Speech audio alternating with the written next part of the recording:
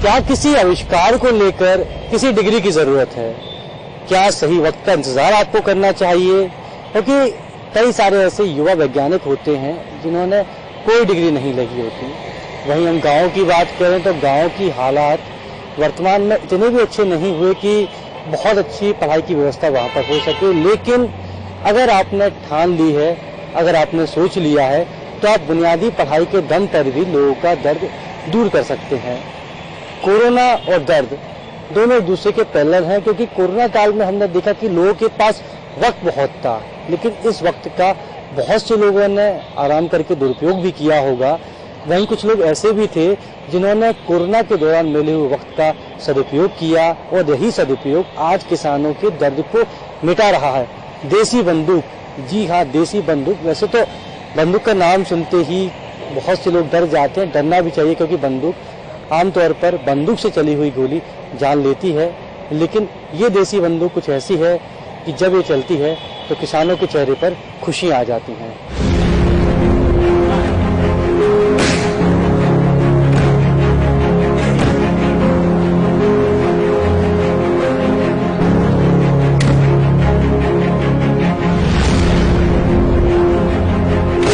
क्या वैज्ञानिक बनने के लिए डिग्री होना जरूरी है? क्या आविष्कार करने के लिए समय का इंतजार करना जरूरी है? अगर आपका जवाब हाँ है तो आप पूरी तरह से गलत हैं, क्योंकि ऐसा होता तो नरसिंहपुर के पिपरिया बरोदिया गांव के ग्रामीण परेशान ही होते। और अच्छा रहा, ऐसा नहीं हुआ। अब बात करते हैं एक ऐसी बंदूक की जिसमें से निकली गोलियां किसी व्यक्ति की जान नहीं लेती हैं, बल्कि इसमें से निकली आवाज किसानों के दुखों को कम करती है। अब कैसे दुखों को कम करती है, इसके बारे में अगर आपको जानना है तो पूरी खबर देखनी होगी। लेकिन उससे पहले देखिए देसी बंदूक को।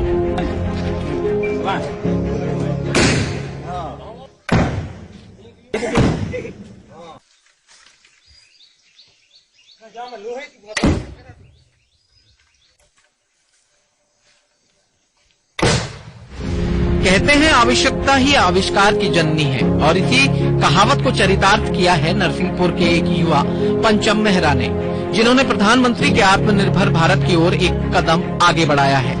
नरसिंहपुर के किसान 2 वर्षों से सुअरों के आतंक से परेशान थे। सुअर उनकी फसलों को नुकसान पहुंचाते थे। इसी से निजात दिलाने के लिए पिपरिया बरोदिया जैसे छोटे गांव के युवक पंचम मेहरा ने एक तेज आवाज करने वाली देसी बंदूक बना डाली। दरअसल फसलों की बर्बादी और उस पर कोरोना का कहर, इससे किसान वैसे ही परेशान था। ऊपर से सुअर का आतंक किसानों के लिए बड़ी परेशानी बना हुआ था। देसी बंदूक को लेकर क्या कहते हैं पंचम मेहरा, जरा सुनिएगा। ये बंदूक है जो जानवर भगाने के लिए, जंगली जो जानवर हैं और जो पशु पक्षी हैं जो अपने खेतों में आके नुकसान करते हैं, उनके लिए बनाया है। कैसे विचार आया ये सब? कुछ नहीं, बस लॉकडाउन था तो घर में बैठे थे, कुछ काम नहीं था, कबाड़ में जो सामान पड़ा था, बच्चे परेशान थे, मन नहीं लग रहा था, जुगाड़ किया तो ये जुगाड़ करके बनाया है सर। अच्छा, क्या डलता है इसमें, क्या इससे होता क्या है ये बताओ? इसमें कार्बाइड डलता है, इसमें गैस बनती है और उससे जो आवाज आती है उससे जानवर भाग जाते हैं। पिपरिया बरोदिया गांव में सुअरों के आतंक के चलते सैकड़ों एकड़ की गन्ना की फसल भी बर्बाद हो रही थी। किसानों की परेशानी को देखते हुए गांव के पंचम मेहरा ने कुछ करने की ठानी, जिससे किसी तरह की जनहानि न हो। लेकिन यह आवाज बहुत तेज करती है।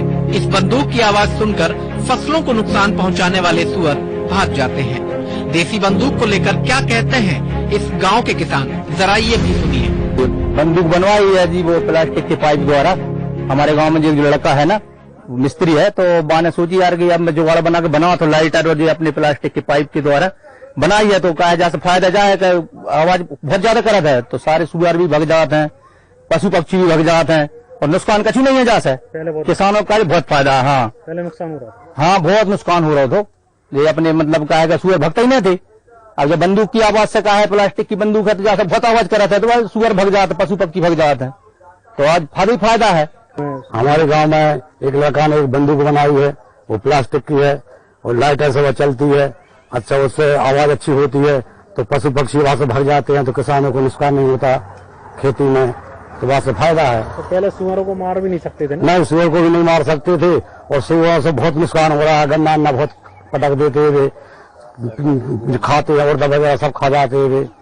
भारत की अर्थव्यवस्था कृषि पर आधारित है। इसी कृषि को बचाने के लिए, उपज बढ़ाने के लिए सरकारों के द्वारा हर साल करोड़ों रुपए मात्र रिसर्च के नाम पर खर्च कर दिए जाते हैं, लेकिन रिसर्च का नतीजा कुछ नहीं निकलता।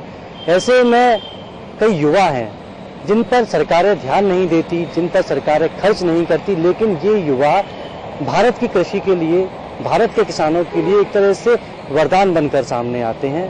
ये कुछ ऐसा आविष्कार करते हैं जिसका उपयोग बड़ी आसानी से किया जा सके, जिसके रिसर्च पर बहुत कम पैसा खर्च होता है, और ये युवा जो आविष्कार करते हैं ये उसके पेटेंट को छुपाते नहीं हैं, ये सबको बताते हैं कि कैसे उन्होंने इस आविष्कार को किया, ताकि जो किसान हैं इनके आविष्कार को समझकर अपने दुख, अपने दर्द को कम करने के साथ ही अपनी फसल को बचा सकें। फसलों को न केवल सुअर बल्कि दूसरे पक्षी भी जमकर नुकसान पहुंचाते हैं, लेकिन अब वो भी खेतों में नहीं ठहरते। किसान भी पंचम की पहल से काफी खुश हैं। समय पर किए गए इस आविष्कार को लेकर पंचम कहते हैं, कोरोना ने वैसे तो किसी काम का नहीं छोड़ा था, लेकिन लॉकडाउन में जब कोई काम नहीं था तो विचार आया मुझे गांव के किसानों के लिए कुछ करना चाहिए।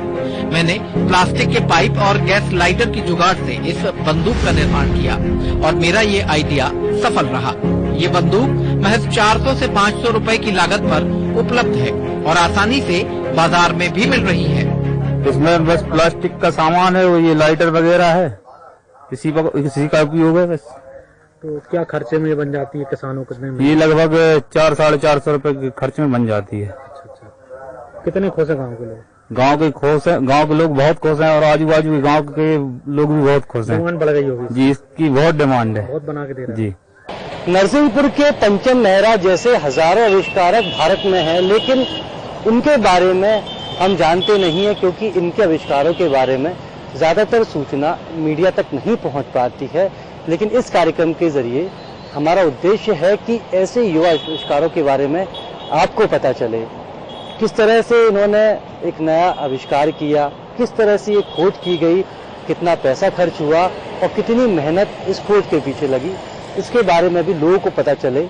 इस कार्यक्रम का जो मकसद है वो केवल यही है। पंचम मेहरा की कहानी के बाद हम ब्रेक के बाद एक बार फिर वापस आएंगे और ब्रेक के बाद हम आपको बताएंगे कि दिव्यांगता के बारे में लोग तो बहुत कुछ कहते हैं, लेकिन दिव्यांगता एक वरदान से कम नहीं है।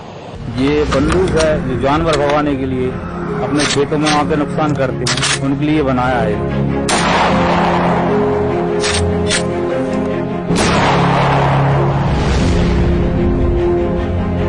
दिव्यांग खिलाड़ी है, उनको समाज में एक सम्मान और उसको सहारा और हौसला देने की जरूरत है। तो दिव्यांग भी अपने जीवन में बहुत बड़ा कार्य कर सकते हैं।